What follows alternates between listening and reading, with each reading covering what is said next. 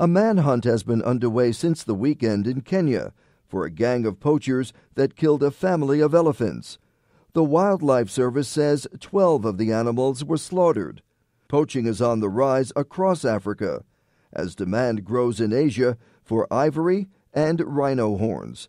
Kenya Wildlife Service spokesman Paul Mbugwa says at least 10 poachers entered the northern side of Tsavo East National Park.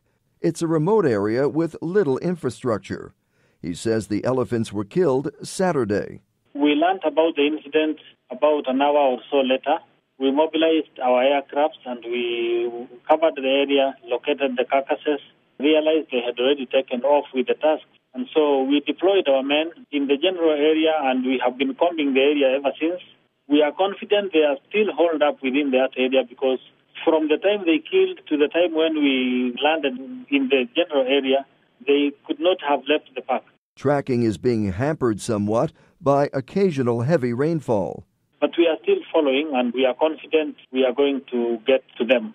The Wildlife Service is also confident it knows how many poachers are involved. The area is sandy and you can actually count footprints of people walking away. And of course the footprints are of different sizes. So it was easy to tell. Actually, the number was perhaps more than 10. They were not less than 10. Mbugwa says poaching used to occur only in certain corners of Kenya. Now it's happening across the country. With the lucrative business that is poaching, that is ivory trade, we are having lots and lots of groups of poachers.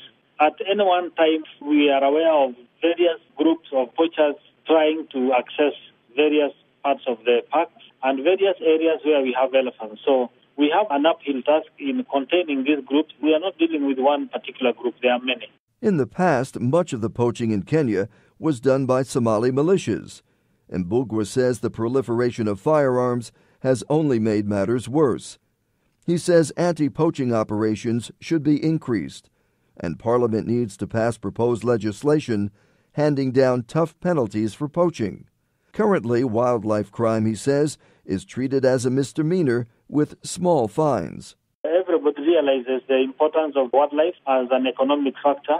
Tourism depends on wildlife, and everybody knows that tourism is one of the industries that brings in a lot of foreign exchange to the country. Ivory and rhino horns sell for very high prices in Asia.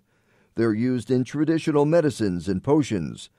The Kenya Wildlife Service is calling on China, Vietnam, and other Asian countries to do more to end the poaching trade.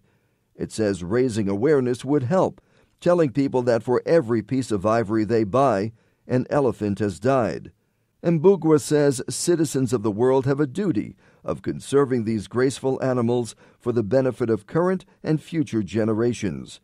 The World Wildlife Fund estimates that in 2011, more than 23 metric tons of ivory were seized by authorities. That figure, it says, represents 2,500 dead elephants.